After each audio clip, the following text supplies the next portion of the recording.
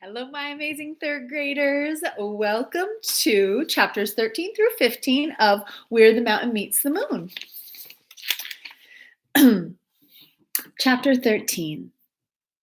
After cutting Dragon free, Min Lee's knife was dull, and the skin on her fingers and toes was wrinkled from having been in the dragon's lake of tears for so long. She was also very thirsty. The dragon offered to carry her to the freshwater stream. He knew the forest well. "You'll get there much faster," he said. Min Lee was a little doubtful about riding the dragon. It was one thing to climb on top of him while he was half covered by water, but now, on dry land, she realized how large he really was. The dragon was long as the street in front of Min Lee's house. If he stretched himself up on his arms and legs, he was as tall as a bird's nest in a tree, she realized. Even now, bending down for her, he was higher than her house. Imagine that. How would you feel climbing on top of a living, breathing, moving dragon that is bigger than your house and longer than your street? It would be terrifying. But he bent his elbow for her like a step, and with 2 hands she boosted herself up and then climbed onto his back. The round ball on the dragon's head was the size of a small melon, just big enough for her to wrap her 2 hands around, and she clutched it as the dragon began to move. It was faster, but not much. The dragon was nimble, but his large body had to constantly maneuver around trees and rocks, so it was awkward going.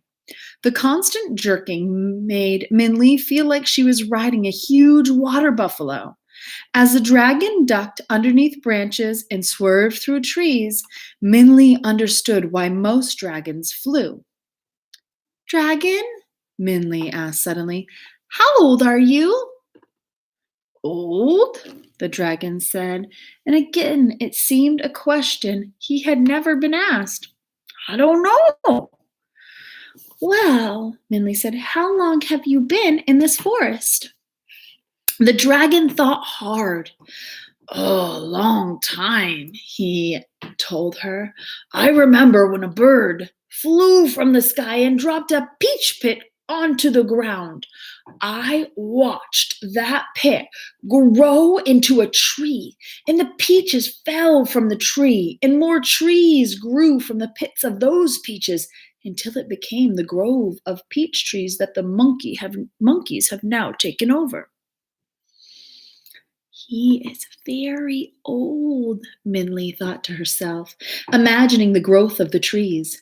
Dragon must have been in this forest for 100 years. And she felt the pang of pity as she imagined the dragon alone, unable to fly, endlessly struggling between trees and branches. After picking up her things and drinking at the freshwater stream, Min Lee climbed back onto the dragon's back. She soon fell asleep, her head on the dragon's ball and her hand holding her rice bowl. Noticing she was asleep, the dragon moved slowly and quietly, even when the water from Min Lee's compass splashed and trickled down his nose. It was only when a loud shrieking filled the forest that Min Lee woke. It was such a wild and harsh noise that she bolted up, her eyes wide open in fear. "Do not worry," the dragon told her. "It is just the monkeys." And it was the monkeys. Even though the sun was dimming, Min Lee could see the monkeys clamoring in the trees. Even though Min Lee could not count that many of them, their screaming made it sound as if there were thousands. "We are getting close to the peach trees," the dragon told Min Lee, "and they are getting angry." "Stop here," Min Lee said. She climbed off the dragon's back, and she could still see the monkeys through leaves and branches, their bared teeth flashing. Those peach trees are exactly the direction we want to go, Minley said. We have to get past these monkeys. I could force my way through, but the monkeys would attack you, Dragon said. I am not sure if we could get you through unharmed. Listen to them. And the monkeys continued to scream. Minley covered her ears with her hands, but she could still hear them. It seemed like they were screeching. Get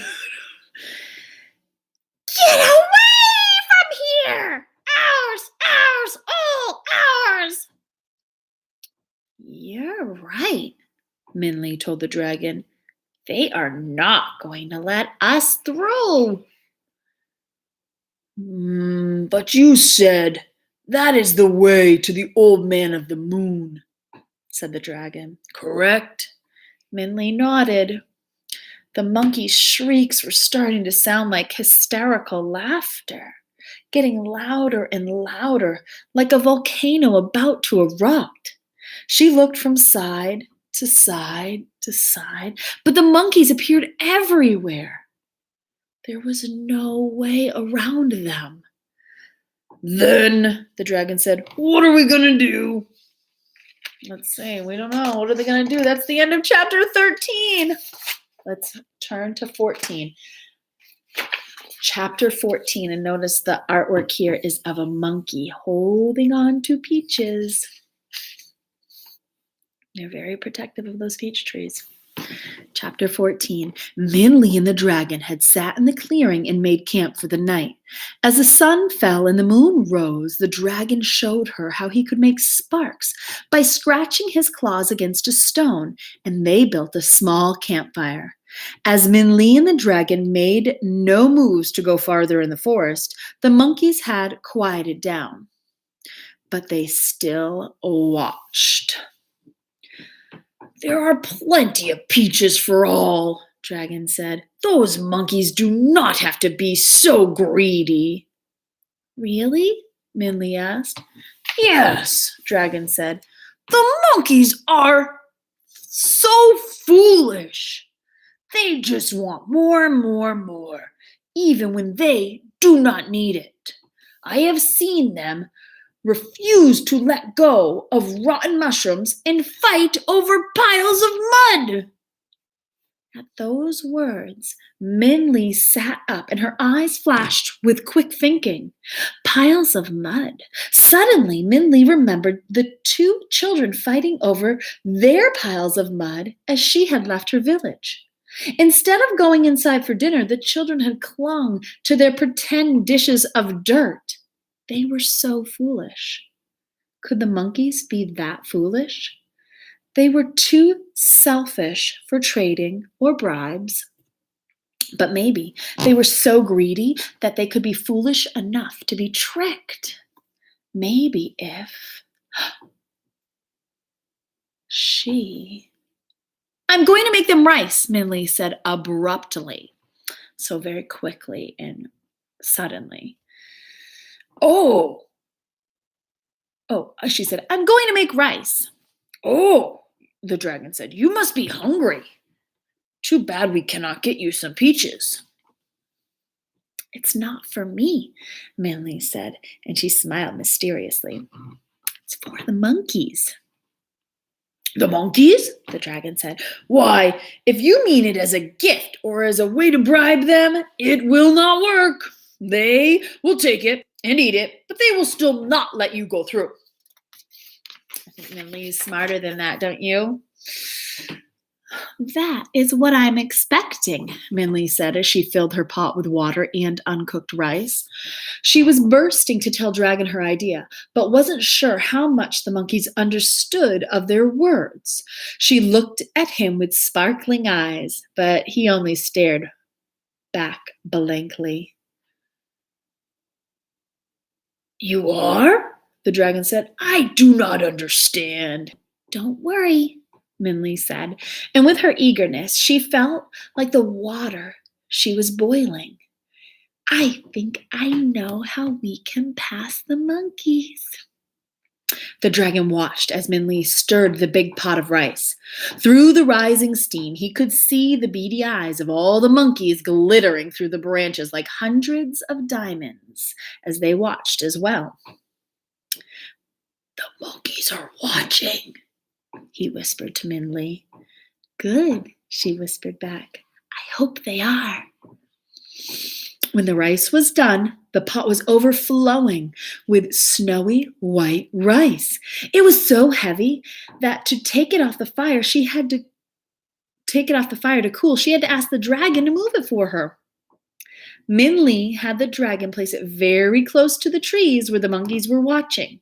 Then Min Li tied her fish net over the rice and pot. As Min Li and the dragon turned away, they could hear the monkeys chattering. "That fish net will not stop the monkeys from taking the rice," the dragon said. "It is tightly woven, but their hands will probably fit through." "I know," Min Li said as she put out the fire. "Let's pretend that we think the rice is safe and we are letting it cool." Though puzzled, the dragon nodded. They placed themselves a far distance from the rice, yet still within sight, put out the fire, and pretended to go to sleep. But Min Li could not help peeking. Though she tried to lie still, she was filled with excitement. Would her plan work? Would the monkeys take the rice? In the bright light of the moon, the monkeys glanced slyly at them and stole over to the rice. The dragon was right. Just as he'd said, the fishnet could not keep the monkeys from the rice. Their slender hands slid through the holes of the fishnet and each grabbed 2 big fistfuls of rice. But as the monkeys tried to carry the rice away, the net caught them. The holes in the net were large enough for their empty hands to fit through, but not large enough for their full fists. The monkeys screamed and pulled, and Min Li and the dragon no longer pretended to be asleep. They couldn't help laughing as they watched the monkeys struggling to punch the air and each other with their trapped fists. Min Li quickly packed her things, and the monkeys screeched and shrieked as they passed. The heavy pot of rice shook as the monkeys fought violently to get free. But the fishnet was strong and well woven, and since the monkeys were too greedy to let go of the rice, Min Li and the dragon entered the peach grove and continued through the forest. And that is the end of chapter 14. Min Li is so smart. She is so creative. I am inspired by her clever thinking. She's such a clever person. All right, let's read chapter 15. We're going back to Ma and Ba now. So the narrator who's ever telling the story, it's a third person narration, someone who is outside the story, not a character in the book, is now going all knowing and going over to see what Ma and Ba are up to on their journey to find Min Li. Chapter 15. Ma and Ba sat in front of a small fire that Ba had built. Their disappointment at not having found Min Li forced them to admit their exhaustion, and they had slept under the canopy of tree branches during the day, leaving their silver goldfish as a guardian. By the time they'd awakened, it was late afternoon, but neither of them had made any attempt to move. Neither spoke, but both knew they were unsure whether to go forward or to go back. While the sun burst into multicolored flames on the horizon, its last wave goodbye before surrendering to the night, Ma handed Ba a bowl of rice porridge. Neither of them spoke as they ate, both thinking about the goldfish man's words. Should they let Min Li try to change their fortune? Should they stop looking and, like the goldfish man said, trust her? Ba sighed. Ugh. Usually it's Ma who's sighing, huh? Trying to find Min Li is like trying to find the paper of happiness, Ba said aloud to himself. What paper of happiness? A voice said. Ba looked sharply around. Who said that? He looked at Ma, but she continued to stir her porridge, obviously unaware. Ba shook his head. Perhaps his weariness was making him imagine things. Tell the story, old man. She's listening, the voice spoke again. She won't admit it, but she wants to hear it too. Ba looked around again. It seemed like the voice was coming from, can you predict? The goldfish! He looked closely at the bowl. Was it the firelight that made it glow like that? The fish stared back at him calmly, as if waiting. So Ba took a deep breath and began the story. The story of the paper of happiness. Once, a long, long time ago, a family grew famous for their happiness. It seemed odd that this would happen, but they were truly an unusual household. Even though aunts and uncles, cousins, and grandchildren lived together, there was never a cross word or unhappy noise. All were polite and thoughtful to each other. Even the chickens did not fight each other for feed. It was said, even the babies were born smiling. Stories of their happiness spread like seeds in the wind, sprouting and blooming everywhere, until finally, even young Magistrate Tiger heard of them. Even though he had just begun his position, this was before his son was born, the bellowing, roaring magistrate was already called Magistrate Tiger. Impossible, he scoffed. The stories are exaggerated. No family can be that happy. But even so, he was curious and sent an emissary to the family to observe. The emissary returned, awed. Your magnificence, it is just as the stories say, he said. I observed the family for a full moon, and not one sad or angry word was even whispered. The adults are loving and faithful. The children are gracious and respectful, and all honor the grandfather with an esteem that rivals the gods.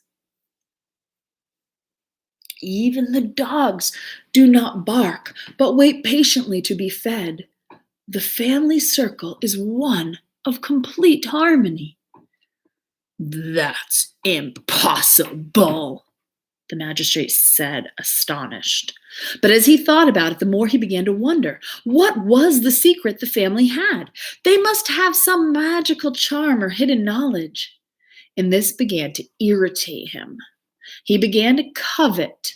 So covet means to be very jealous, that you want it for yourself. He began to covet the family's happiness. I am the magistrate, he thought. If there is a secret to happiness, I should have it. So he called the emissary to him and presented him with an empty, heavily encrusted chest in a company of soldiers. Return to the family, the magistrate Tiger ordered, and tell them that I want the secret of their happiness put in this box. If they do not do so, have the soldiers destroy their home. The emissary did as he was told. When the troop of soldiers surrounded the house, the family looked fearful. But when the magistrate's demand was announced, the grandfather smiled. That is easy enough, he said, and he had the trunk brought into the house and returned in moments. It is done. I have put the secret of our happiness inside the box, he said, and you may take it. We hope it serves our magistrate well. The emissary was slightly surprised at the ease of his task, but could find no objection, so he turned the soldiers and the box around and began to travel back to the palace. The emissary knew the magistrate would be impatient for his return, so the soldiers marched through the night with only the light of the moon to guide them. The treasure box, lying on a platform carried by 4 men, seemed to glow. However, As the ground grew rocky and steep, a sudden wind blew, like the mountain itself was yawning. One of the soldiers stumbled in the rising dust. The box crashed to the ground. The lid of the box flew off, and like a freed butterfly, a single sheet of paper fluttered out. "Get it!" the emissary shouted at the soldiers. "Don't lose the secret!" But despite his yells, the paper seemed to be able to escape the soldiers' flailing arms. One soldier almost caught it, his very fingertips touching the page, but another sudden wind burst through the air and stole it away. Silently, the emissary and the soldiers watched the paper lift higher and higher in the night sky until it overlapped the moon and disappeared. The emissary had no choice but to return to the palace with an empty box. As he relayed the story, Magistrate Tiger, not surprisingly, was enraged. "You lost it? It was a paper?" the magistrate roared. "What was on it?" "Your Magnificence," the emissary trembled, "as I felt the secret was for your eyes only, I did not read the paper before it was lost. However, as it was in the air, all I could see was that there was a single line of words on it." "What did the line say?" the magistrate demanded. I don't know, Magistrate," the emissary said, "but there was one soldier who almost caught it, and he was the closest to it. Perhaps he was able to read the line." So the soldier was called in, and very humbly did he bow. He was a little more than a boy and had only recently joined the magistrate's army from a small, poor, faraway village.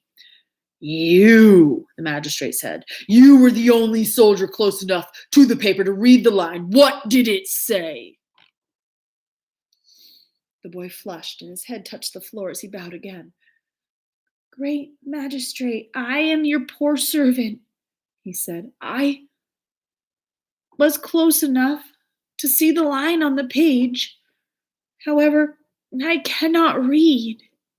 I do not know what the line said." Magistrate Tiger scowled with irritation, and the emissary and the soldier shivered. I did notice something," the soldier said. "What?" the magistrate demanded. "There was only one character on the page," the soldier said. "The line was one word written over and over again, many times." "One word?" the magistrate snarled, and his anger seemed to burn deep in his eyes. "One word is a secret to happiness? It was a trick. The family must have thought they could deceive me. Emissary, gather all of my troops. I personally will get the secret of happiness and punish that family of lowly dogs." So the next day, the magistrate Tiger and his entire army prepared for destruction. The emissary led the way to the home of the happy family. But when they arrived, nothing was there. No house, no chickens, no sheep, no family. Instead, there was only a flat plain, as if the whole home had been scooped from the earth. Magistrate Tiger scowled at the blank ground with rage and vowed to punish the family for their disrespect. But while he glared, the wind blew and covered him with a grayish-green dust. As he stood like a green powdered statue, he felt as if the sky was laughing at him. Now we're back to Mamba. That's the end of the story of The Secret of Happiness. So, I think Minli, like the secret word in the paper of happiness, Ba said, is not meant to be found. He glanced at Ma. While she did not meet his gaze, she made no objection either. "And tomorrow," Ba continued gently. We should return and wait for her to come home.